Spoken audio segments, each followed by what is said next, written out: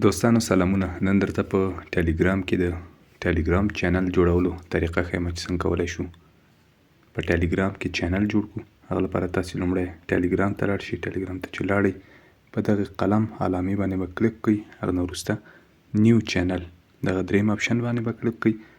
دلته لومړی تاسې نه به د چینل نوم پوښتنه کوي چې تاسې چینل ته به نوم څه ورکوئ. مثلا زه MF صافي ټیک چینل ته نوم ورکوم. هغه نه وروسته دوم اپشن دی ډسکریپشن، یعنی د چینل په اړه مو که لږ معلومات راکړئ چې دا کوم هدف دپاره مو جوړ کړی دی یا کوم موضوعات به تاسې په دې چینل کې نشروئ. تاسې به یې په اړه لږ معلومات ولیکئ. دلته کله چې مو معلومات ولیکل هغه نه وروسته په دغه ټیک مارک به کلیک کړئ.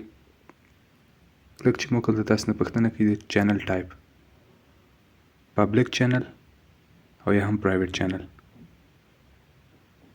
پبلیک یعنی بیخي عمومي غوندې چې هر یو کولی شي ستاسې په ټلګرام چینل کې ګډون وکړي. هغه لپاره تاسې باید پبلیک انتخاب کړئ.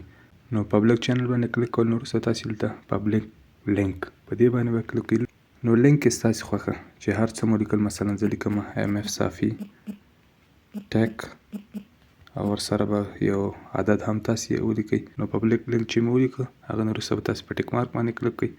نو کله چې مو ټیک مارک باندې کلیک کړ نو دلته تاسې نه به د اډ سبسکرایبرز یعنی یو څو ممبرز یا غړي تاسې پکې اډ کړئ.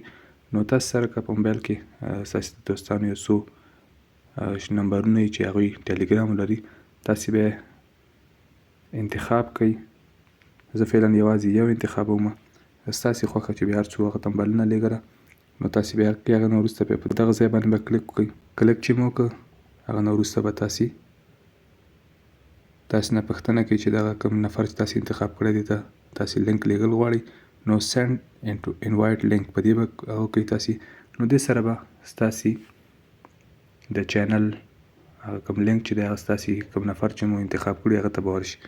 نو تاسې لیدلی شئ دلته چینل کریټډ، نو چینل جوړ شوی دی. نو دا وه د نن ویډیو. که ویډیو مو خوښه شوي در سره لایک کړئ. که کوم نظر یا پوښتنه لرئ موږ سره د کمنټ باکس لارې شریک کړئ. که چینل ته نوي یاستئ در سره سبسکرایب یې کړئ. تر بلې ویډیو مو په پاک او مهربانه رب سپارم.